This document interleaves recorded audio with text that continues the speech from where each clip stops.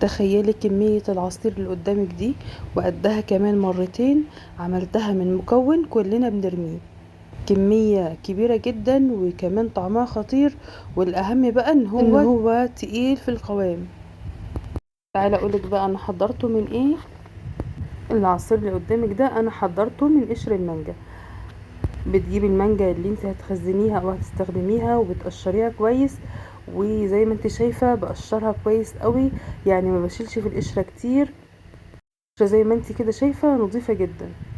باخد المانجا على جنب بسيبها وبقطعها، وانا عامله لك فيديو كمان بيتكلم عن افضل انواع المانجا في التخزين، وكل نوع بيتخزن في ايه وبتستخدميه في ايه.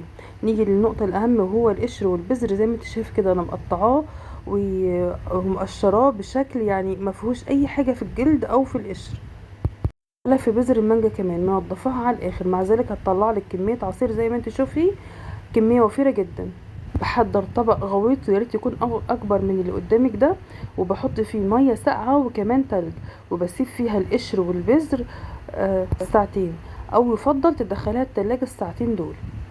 بخلي البذر في طبق والقشر في طبق، وده علشان يبقى سهل عليا في الاستخدام. وانا بقشر في المانجا كده بحط البذرة في طبق وفي ميه بتلج وساقعه، والقشرة في طبق تاني وفي ميه برضو بتلج وساقعه جدا. ما شاء الله الخلاصة ده قبل كمان ما نشتغل فيها مطلعه لنا الخلاصة اللي تحتيها او المية بقت شكلها عامل ازاي.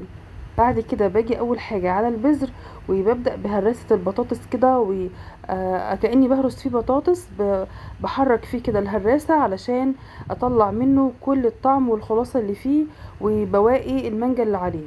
بنفس الطريقة بعملها مع القشر، بس القشر هيكون ليه كمان خطوة اضافية كمان. ببدأ بعد كده اصفي المكونات اللي معايا دي من المية، واخلي المية لوحديها والقشر لوحديه في البذر وكمان في القشر. ما شاء الله القشر نضيف خالص ومطلع معايا خلاصة ومية وطعم خطير، وكمان كمية كبيرة جدا. حرام لما كنا ده كله نرميه. شايفين شكل البذر بعد التصفية وبعد التنظيف بقى عامل ازاي. نيجي بقى للقشر وهنضيفه في كبة، وما ينفعش خلاط وما ينفعش هاند بلندر، لازم في الكبة. اما تفركيه بايديكي كأنك بتصفي طماطم، اما لو بالخلاط او بالهاند بلندر هيبقى ناعم جدا، وشكل العصير معاك هيبقى غامق خالص. اديله كده ضربة تكتين في الكبة، مجرد بس يعني ضرب نبضات كده، وابدأ اصفيه تاني. بصفي الخليط بعد ضربه في الكبة بيكون ما شاء الله. شايفين شكله تقيل قد ايه. كده بتعمليه معاملة العصير العادي خالص، بتاخديه في الخلاط وهو بالشكل ده، وتضيفي له سكر وتضربيه وتقدميه بألف هنا. تخيلي طلعت كمية قد ايه من شوية قشر وبذر كنا اصلا بنرميهم في الزبالة. طعم والقوام خطير. اتمنى تكوني استفدت من الفيديو، وشير الفيديو لو شايفه انه هيفيد غيرك. بخنور عمري، وكل يوم بقدم لك معلومه جديده اتمنى تستفدي منها. متنسيش لايك للفيديو ومتابعه للصفحه.